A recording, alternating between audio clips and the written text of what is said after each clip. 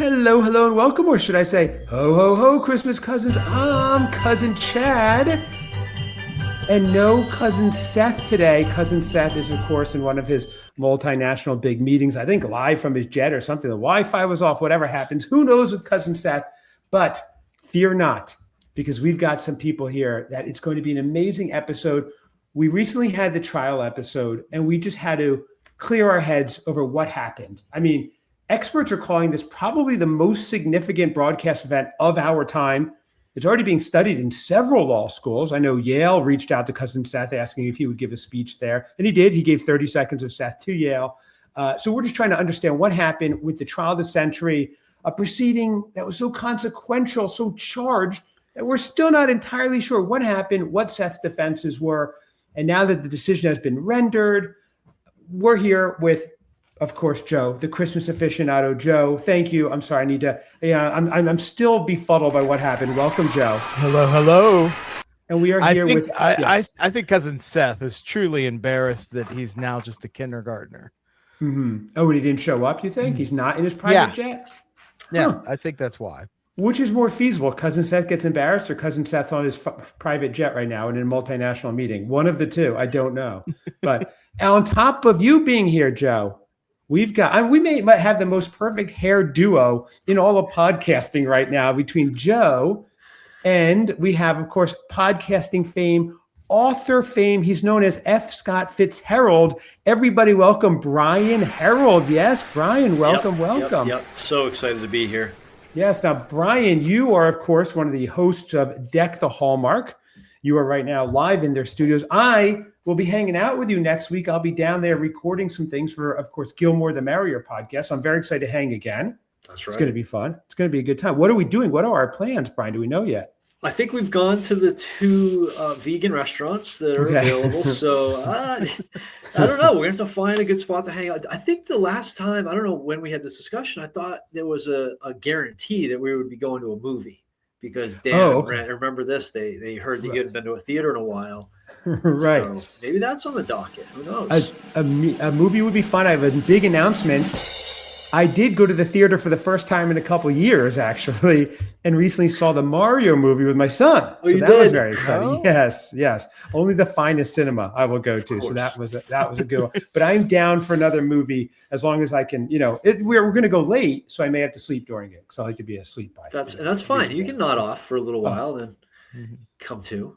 Perfect. Okay. Well, Joe, you are here, of course. Now, yesterday you were sending pictures. If you didn't think this would make air, Joe, you're silly. No, you were sending us pictures. I didn't even get to share them with Brian yet. He was in a full Ralph Lauren purple label suit, the highest bespoke suit you can. It was absolutely gorgeous, this suit. An amazing Ted Baker, I believe, tie, one of the fanciest ties. And he was rocking a Knight Rider belt buckle on top of it, which is, of course, only Joe would pull this off. True to his roots. Yes. Joe, tell us a little bit about this suit here. And can I share the pictures on Instagram? Just you. No, because I look awful in that picture. So you do? You look fantastic. They caught me off guard. I wasn't smiling and I didn't suck it in. So glasses on, everything. You look cool. Yes, I had my glasses on. It's a big surprise. Your sunglasses, your sunglasses. I was just out. I had been outside, so that's why. So oh yeah, Brian, he has glasses. Check this out. They're prescription. Yep. He is so wealthy and futuristic. If he goes outside, they get dark. If he goes inside, they get like light, see-through. If he puts hot things in it, it keeps them hot, and cold, it keeps it cold. Like Yeti. It's unbelievable. I don't even know what's going on with him, Joe. Tell us about this. Yeah. Is this a sponsor of your transition glasses? They've been around for always be closing. Look at Joe. Maybe more. But it avoids having to buy sunglasses and regular glasses at the same time. Highly monetized Joe, the Christmas aficionado. This is unbelievable. I didn't even know that was available. But we are not here to just talk about you, your Ralph Lauren, your fancy glasses, or Brian's many books. We are here, although we do have a new. I don't know. Or is this out yet? Is there a new book coming out? Maybe that the world knows or should know about, or we don't know yet. I don't know how much is out there, to be honest with you, but we'll break a little news. We're in discussions to have a follow up, not a sequel. I would not say that, but let's keep this train moving. You know what I'm saying? Yeah. I know you like to save this type of news for like the 56-minute mark, usually of these episodes, but yes, I'll probably play the intro for a while. I'll just do 53 minutes of intro, and then we'll drop this. Perfect. So you are announcing breaking news here live on. Sure, we'll see. I mean, it's early in the year; a lot can go wrong here. So we have a plan to maybe sneak in a little something else before the end of the year. I love it. Can I write a chapter while I'm down there next week in Greenville? I'll bring crayons, everything. I'm taking all submissions, honestly. Yeah. Oh, okay, awesome. You're actually expected to before you leave, yeah. Oh, okay, awesome. It's going to be in the Cousin Seth's words, the epilogue written by Cousin Seth. It's going to be great. I can't wait. But we are here, so we're going to find out. So what happened in the courtroom here? Did justice prevail? I want to get your opinions with what happened with the trial of Seth. So for those of you who didn't know, also what happens with Seth's future, and most importantly, what happens next? What are the plans? So during the trial, Cousin Seth, just a quick recap, was he thought he would graduate from Jolly Jr. to Santa Sr. Oh God, Seth, not even close. So then it came, will you be held back to a Jolly Jr.? Then would you be slide back to a seasonal sophomore, a festive freshman? He got remanded and remediated all the way back to, oh my gosh, Seth, a Kringle kindergartner. It was unbelievable. As far back as you could go. The prosecutor was Joe, the Christmas aficionado. He was on fire. I mean, it was like William Jennings Bryan, Joe. It was a beautiful job you did there. Seth's defense attorney didn't even show. It was the biggest courtroom drama. It was like Perry Mason going on. So I just want to get your initial thoughts on what you thought the verdict was, the overall verdict. Joe, we know how you feel, I think, but you could say it again on Seth being remediated back all the way to kindergarten. Brian, let's go to you first. What did you think about that verdict? Was it fair? Should something else have happened?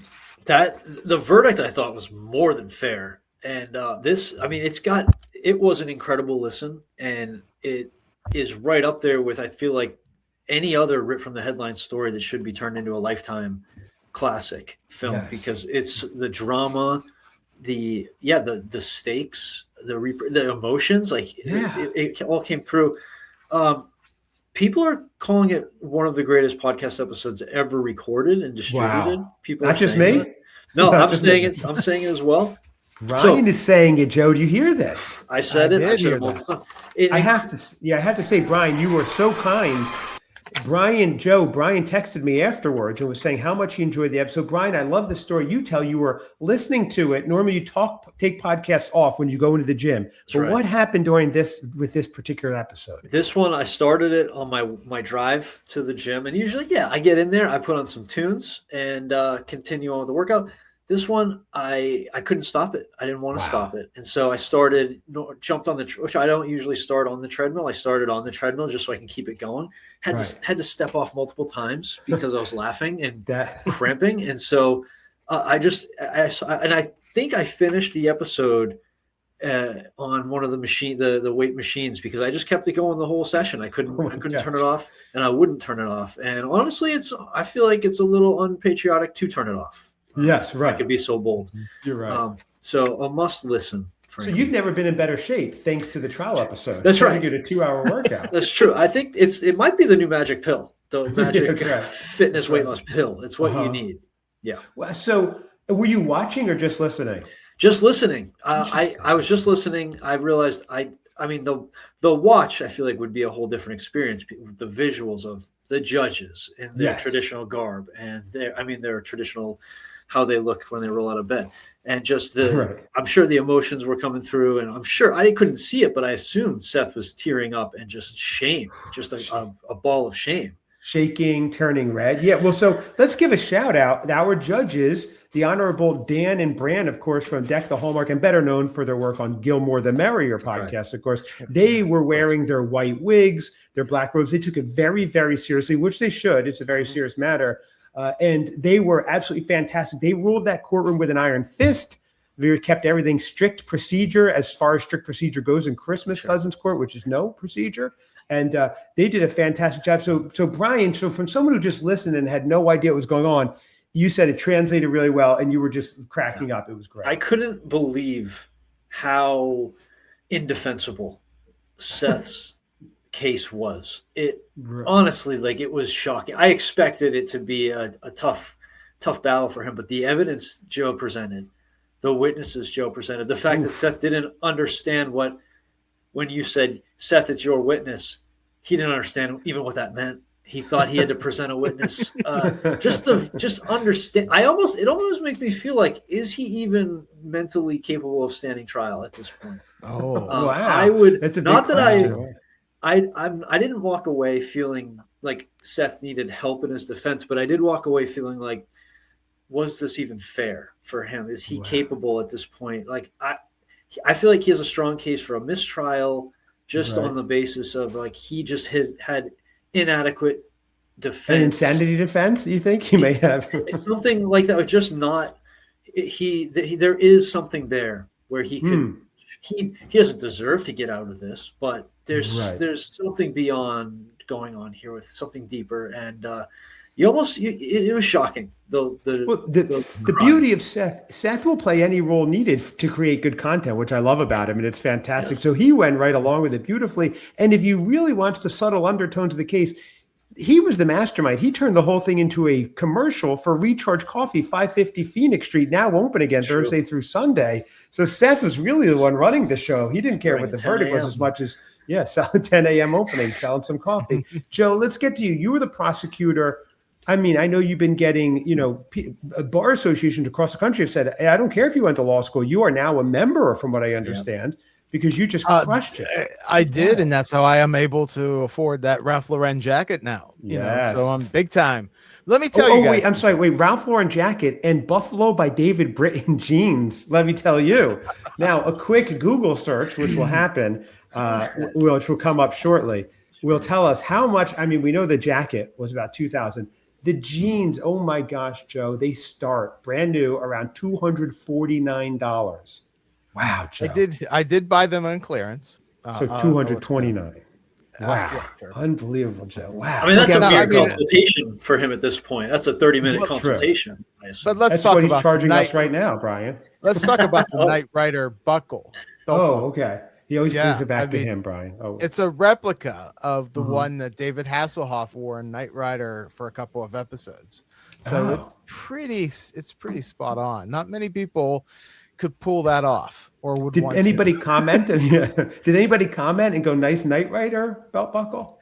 No, unfortunately not. I think I'm older than most of the parents that were at this event last night. So, what does a Knight Rider belt buckle go for? That I can't even imagine. There's many of them. I'm looking online right now. They look to be in the multiple thousands of dollars. I think you're looking at the wrong spot. Vintage 1980s Knight Rider belt buckle as worn by Joe the Christmas Aficionado on eBay, 1993 plus shipping. Yes. Wow. Yeah. Wow. But that's only going to go up in value. That's only exactly. Yeah. Especially with these mentions. Joe, does it have the dots, the 4 like jewels for the lights on kit on the car? No, it just has a K on it, standing for it stands for Knight. Oh, very nice. Okay. Wow. You are one of a kind, Joe. I love that. Yeah. Do you wear it often? I see now we're all about this, but I'm so fascinated. Do you wear it often, or what would you said to where you were like, I'm going out. It was a family event. And you're like, you know what's going to kill this? Does he wear it often? What a stupid question. Right. Seriously. Do you pull, like in meetings, do you pull that out? Like if negotiations are tough, what is the scenario here? Once in a while, you gotta show your David Hasselhoff love, Yeah. Wow. Yes. Wow, Joe. Are you coming down to Bramblefest in Greenville in July, Joe? I've been told I have to. It is a bit of a drive, but I'm going to see if I can make it work this year. Wow, that's big news. I assume I'm invited. Oh, of course. And this is going to be one of the best years. It gets better and better every year. So I'm not surprised. But the planning meetings that I've been part of, it's not to be missed. Really? A real good time. Founders Day Punch, I understand, will be there. So it's going to be making that. I don't know. Someone's making it. At least it's been promised. So Joe, if you do come down, are you going to wear, this is why we're here today. Are you going to wear the belt buckle? And are you worried it'll be so hot to touch in Greenville in July that it might actually be scalding, might burn you? What do you think, Joe? And then we can wrap it up. We've covered everything we needed to. I will wear the Knight Rider belt buckle when I come down. I'll put it on my pair. Wow. I'll wear the belt with shorts. How about that? That's a good look. Yep. Wow. Okay. And your jacket and your Ralph Lauren jacket and shorts and the buckle. It'll probably be too hot to wear the jacket. Okay. But, yeah. Okay. Will you be wearing a Darth Nihilus cape or whatever he would wear with it as well? Okay. Let's get back on topic, Joe. But I am excited. Away. No, you're right. Exactly. Surprise us a little bit. Okay. Wow, Joe, this is fascinating. Do you I just have one last question about it. Do you have other belt buckles of like 80s shows? Do you have like a different Strokes belt buckle, or like where does this end? No, unfortunately, I only have the Knight Rider one. Only that. Okay. But you don't have a Facts of Life one, because that would be really cool too. I don't. I don't know if they make that. But okay. If I find one, I'm bringing it to you. Very cool. Okay. I'd wear it. Why not? Wow. This is gonna be great. Okay, so when is Bramble Fest? July what, Brian? Is that like the 17th-ish, 18th-ish, something like that? That weekend, whatever that is around then. So that is the big Bramble Fest by Bramble Jam Media. The guys at Deck The Hallmark have on in Greenville. Lots of fun. I guess Joe's going to be there, so tickets are probably sold out by the time this announcement came, so you might be too late. That's amazing. Yeah. Wow, that's going to be exciting, Joe. Wow. Okay. So anyway, let's get back to the trial. Yeah. During the trial, Joe, were you wearing the belt buckle? No, I'm just kidding. I can't get off of this. It's amazing. No, Joe, so you were saying, so let's talk about what happens next. We know that Seth got remediated back to kindergarten. What happens next? What is the plan? When should we know we want him to start right away with this kindergarten stuff. Now we do have a surprise. Brian, I don't know if you know this yet. Seth already started some of his homework, which is really fun. Yes. So he's taking it seriously. I'm going to show, why don't I show it right now? So Cousin Seth, we had Cousin Mary Pulte, who was on the show, The Surprise Witness. Brian, what did you think about The Surprise Witness? That was just jaw-dropping, right? Very impactful. Yeah, it was. Yeah. It couldn't have gone better for the prosecution. Yeah, really. That was heart-wrenching, seeing when Joe pointed out that Seth sends me packages and did not put that letter in the mail was brutal. Yeah, which was pretty much ready to go anyway. Yeah. Really inexcusable. If I may interject, Anytime. I have consulted with my witness, surprise witness. It has been 1 week. Okay. No card has yet to arrive. Can I drop some more breaking news about Seth mailing things? He texted me a picture. He went to California recently, went to Norm's Rare Guitars. He's so kind and sweet. He bought me a shirt from there. He texted me a picture of when he was mailing it out. So he went again to the UPS store to mail me a package and bypassed the mailbox. So Seth, we need to get on that, but he has done something. Brian, I'm going to show you this right now. Seth was working on this already. So Cousin Mary sent over some homework for Seth to get started. She said he won't fill out a card. At least he could do some homework. This is Exhibit A. Cousin Seth spent the morning coloring this. Now, here's the funny part. He's substituting at a school today. His students, if they looked on the desk, they would see their sub coloring in, not just coloring in, but in April, coloring in Christmas mug. Yep. So, but I do like this dedication. What are your thoughts here, Brian? And what do you think about how nicely in the lines he did? Looks beautiful. It makes me wonder too. It'll be a little suspicious that did he even do this? If he has a whole classroom of kids, I'm just after that trial. I'm just suspicious of everything. But this does look very nice, and I hope he did this. That is suspiciously in the lines, right? And Seth's not an in the lines kind of guy, as we've learned.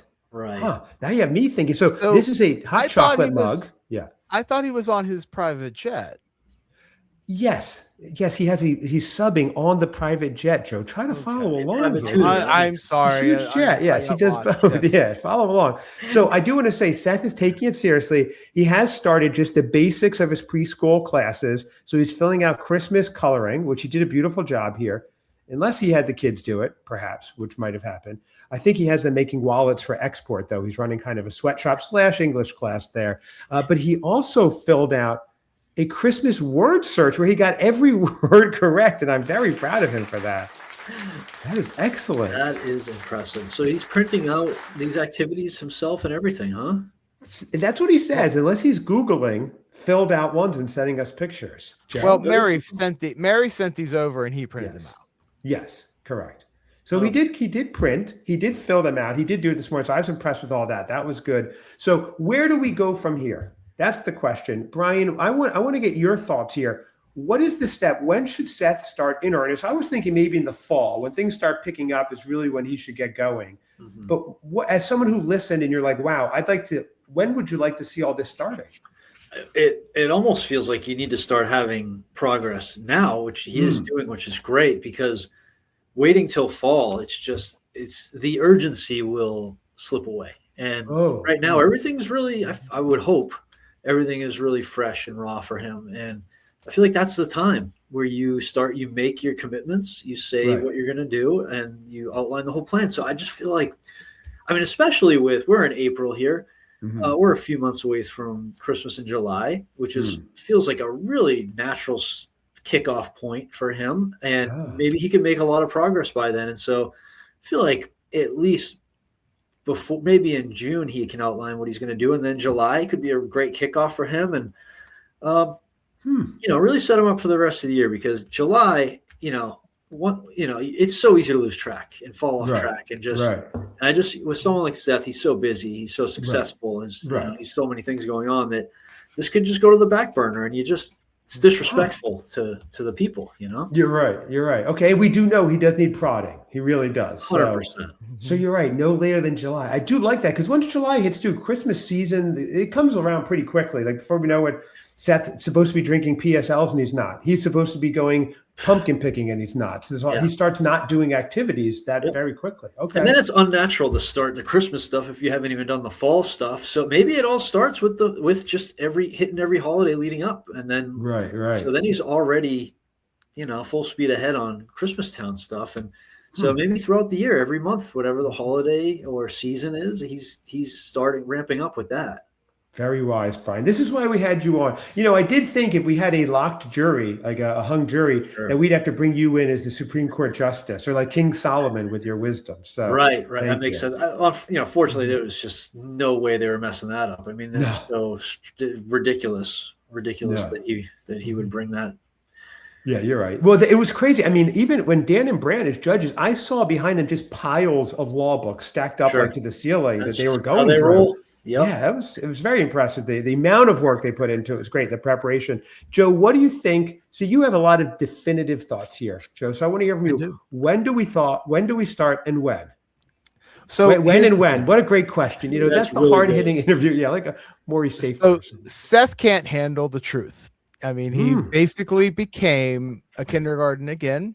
Mm-hmm. He was ruled, according to Judge Dan, that every 3 weeks he should have some sort of challenge to get past. And then after that, those 3 weeks, if he passes it, he then graduates to the next grade. So he would be a festive first grader next. I just looked it up. There's 37 weeks until Christmas. Divide that by 3, that gives you 12. So he technically could become a senior by the end of the year, by Christmas, if he would do something Christmassy every 3 weeks starting now.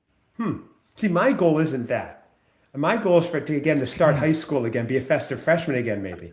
Thinking content, guys, Okay. I don't want to Christmas community college, but let's let it ride. Yeah. Although we could go to Christmas community college, then Christmas college, then Christmas masters and things. So, and work its way up to the highest, not PhD, but Christmas aficionado level, where Joe certifies him. That would be the ultimate, but we're like a decade out, but that would be great. He gets his own custom belt buckle. Oh, I love this plan. A Christmas aficionado belt buckle. Now that's awesome. He goes to your town. You guys go to Revival, get some haircuts, spiffied up. Then you go shopping for an outfit. Then the Christmas aficionado belt buckle. Oh, this is great. And then you go to Christmas Con to celebrate him for his coronation or something. Perfect. That would be excellent. I have so much faith in my cousin. I know he can get there. However, listen to that. Even the horns are playing. But Joe, so what do we think, guys? When should this start? I think I like the idea of starting right away. I think we just slow it down a little bit, so it's not maybe every 3 weeks. Like, what do we do with these papers he just handed in? I think they're just practice, tests. I think you have to. The ruling from Judge Stan was that we have to come up with a goal that he has to achieve, and that goal. And now Brand did say something like he was going to send all over what those goals were. I don't expect that to come. So I think we need to figure out what the goal is for each grade. We don't have to figure them all out now, but we should figure out what the kindergarten one is so that he can achieve that. And he has to be a kindergartner for at least 3 weeks. That was the ruling from Dan. Right. Okay. So, Joe, do you have any thoughts? What do we do? What's the next step for him to get started? Because people are waiting with bated breath. I mean, the reporters are saying they want to know what's next. What is the next steps they can look out for Seth? So I think I think there should be a few goals. I don't think it should just be one giant thing. Okay. I think the first goal is to make sure that those cards get mailed. I think that's the least amount of work that he can do. Mail cards. Okay. Now, what is his mental block with this? Why can't he mail these cards? Brian, what do you think? It's the simplest thing. He has to go to his mailbox, right? He has to get bills. I would think unless his house manager does that. That's true. Yeah, it's not that hard to drop something in the mailbox and pull that flag up. Right. That's literally all you have to do. I think I feel like sometimes you go beyond, you feel like you're beyond a point of making it right, or like you've gone so far in debt, that you just can't get out of it. And maybe he feels that way, and that he needs some encouragement. Is he more of a carrot or a stick guy? Probably stick. Right. He probably needs to just be just lashed at the whole way to the finish line. But maybe trying the carrot approach, where it's you give him a chance to continue to fail, which you hope doesn't happen. But I think the simple things of seeing through what he said he was going to do, he can easily do that, even if it's too late. Maybe he feels silly mailing a Christmas card since it's not Christmas. He could pick a different holiday that's upcoming, or just write like a heartfelt letter just to apologize and just wish somebody well. So sometimes it's like he's already ruined the last Christmas. Like whatever he didn't do is done, and so he ruined it for everyone already, right? Yeah. So maybe it's just moving past. Like maybe if we don't harp on the things that he messed up, and we just focus on new goals and milestones. And so he messed up the letters. Maybe they are ready to go. He could simply just drop them in the mail. It's pretty simple. But maybe for him, harping on these things he hasn't done is making it worse. So just new goals. And I like the idea of every few weeks there's something to check off, and something that he's done. Whether, I don't know if he needs to define those. He's not going to define those. Right, exactly. So, you got to prescribe those. And that could be, maybe it's watching a holiday movie, or listening to a holiday album, or literally planning. That's a good idea. Like giving us a breakdown of a Christmas song or something in the spring. I would feel really bad if it turns out his mailbox is located right outside of like a grizzly bear den, and we're busting his chops. But there's literally a family of grizzly bears right there, So he should have mentioned that during his trial. He really should have. It would have been great. Great defense. Need some proof. I have a thought. So when you just said that, first off, I think he has to send about the bears cards. No, about his goals. I think they have to send the Christmas cards and not just a letter. This is the Christmas cousins, so to not have about Christmas, I think would be wrong. But I think Seth should watch a kindergarten appropriate Christmas episode. Love this. And then go on the podcast and give us a full breakdown of it. Yes. And we have a discussion about it, and we can tell him what he got out of it. And I think to me that would be an achievable goal to become a first grader. So Christmas cards, and I don't know, what's a good kindergarten appropriate TV show? Is it Bluey? Is there a Bluey Christmas episode? Probably. You're the aficionado. You're the highly monetized. I'm not very knowledgeable about Bluey, but I would assume there's got to be a Bluey Christmas episode. So I think him watching a Bluey Christmas episode, giving us a full description about it, about what he learned from it, and then we can ask questions and make sure that he actually did watch it. To talk about it, and I think that would be a fair, appropriate a goal for kindergarten. I love that. There is the Bluey. It looks like Bingo Christmas, Bluey Christmas episode. Okay, there is one. So we're good there. Okay, excellent. Oh, I love that. And there may be more than one, but just one came up. So he could choose any of that. It looks like there's a few. Okay, perfect. Good. That's excellent. Okay. So those two things for kindergarten, at least because he did complete one task of the coloring. He has to finish coloring in this mug, though. I think that's fair. Yes. His follow-through 100%. needs work. Yeah. That is beautiful. He really did a nice job. How do you get that perfectly into lines like that, guys? Look at that. Yeah. Yes. It looks He has AI to finish generated. that, Yeah, it looks AI generated, doesn't it? It's perfect. He's going to end up doing more work to avoid doing the work if he's Classic trying coming Seth. up with. But I also do like the idea of having his tasks be grade appropriate. So if you start with Right. something very simple and then you're working up to like making crafts, coloring, like doing things that Right. throughout the grades progressively getting more independent and more festive, then it's you're really making it easy for him to get going. The on-ramp is very doable.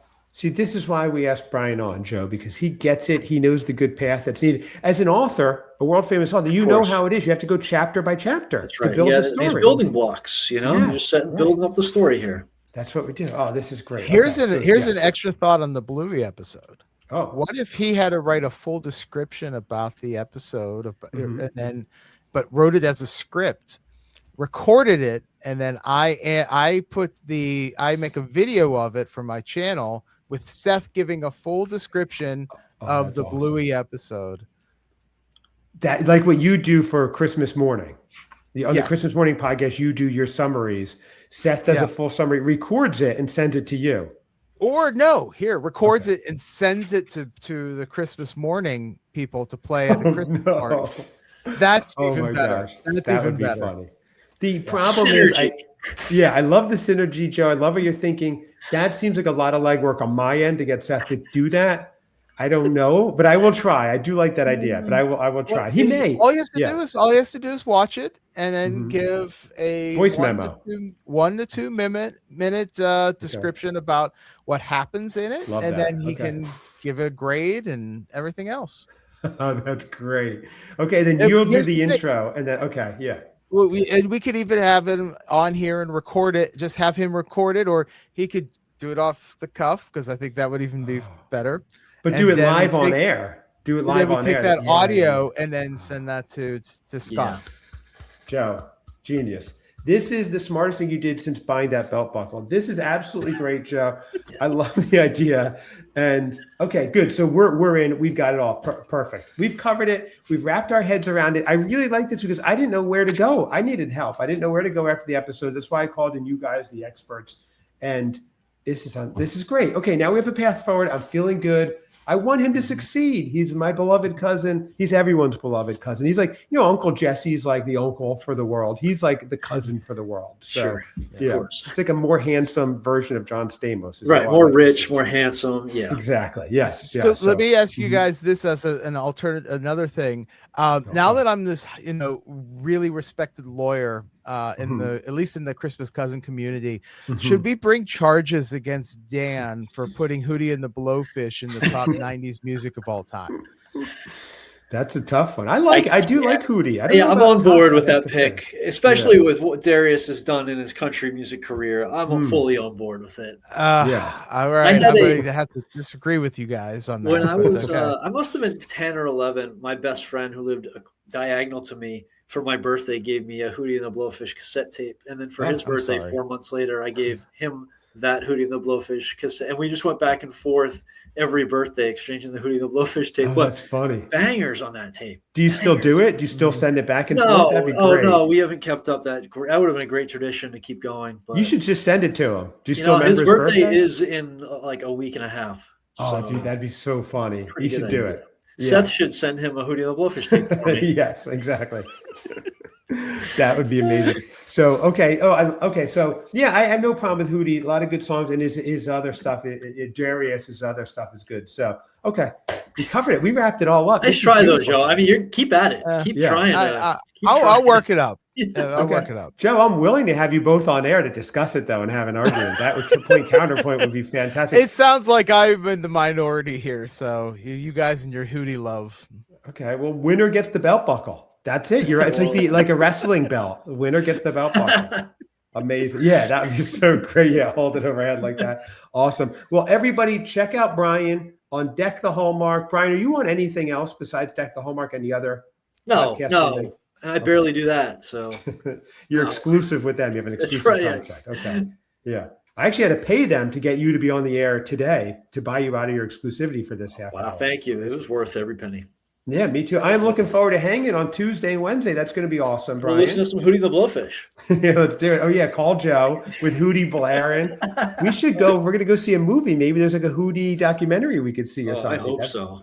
Oh, I love it. Number one band of the 90s, as we know. Joe, everybody check out Joe on his channel. What do you have coming up, Joe, on your highly monetized Christmas Aficionado YouTube channel?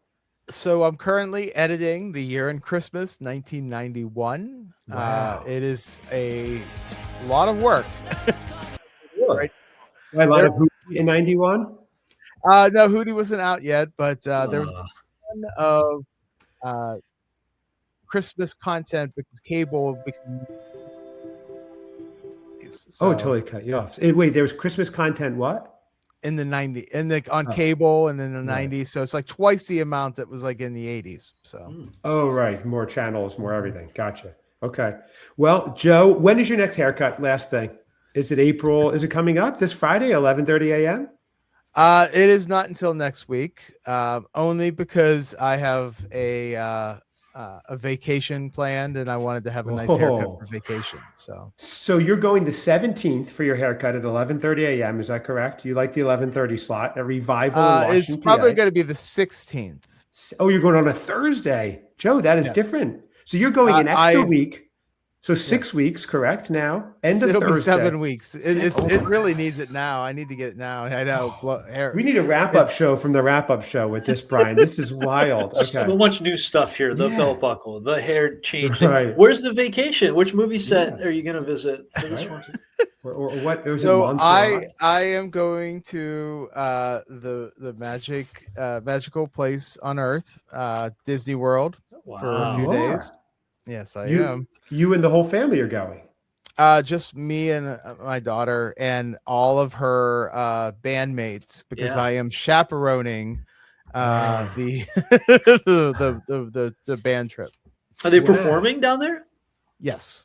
Oh, cool. Joe, are you a Disney guy? Do you like going to Disney? I do like going to Disney. Star Wars Land is down there. I plan on probably building another lightsaber, going to Olga's Cantina, riding the Falcon, probably buying some Star Wars merchandise down there. Oh, I cannot wait. Well, we just got some good content coming up. Coming up is Joe's full wrap-up of the Christmas trip to Star. Oh, they have the year-round Christmas store there somewhere, right? I'm sure. They do. I actually was going to take my camera and try to film as much Christmas content as I could while I am there.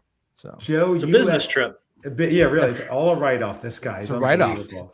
You at Olga's Cantina. I can't even wait to see those pictures. Yes. Wow. It'll be cool. Okay. Well, we are going to leave. Joe, you're going to do your last quick impression of a Wookiee, and then we're going to wrap up the episode. Go, Joe. I can't do an impression of a Wookiee. I'm sorry. Okay, fine. Fair enough. Everybody, thank you so much. This was a lot of fun. Thank you, audience. Of course, another sold-out audience. I didn't even mention you all day. And check us out. Give a rating, review, or don't. Whatever you want to do. Thank you for listening. We had fun.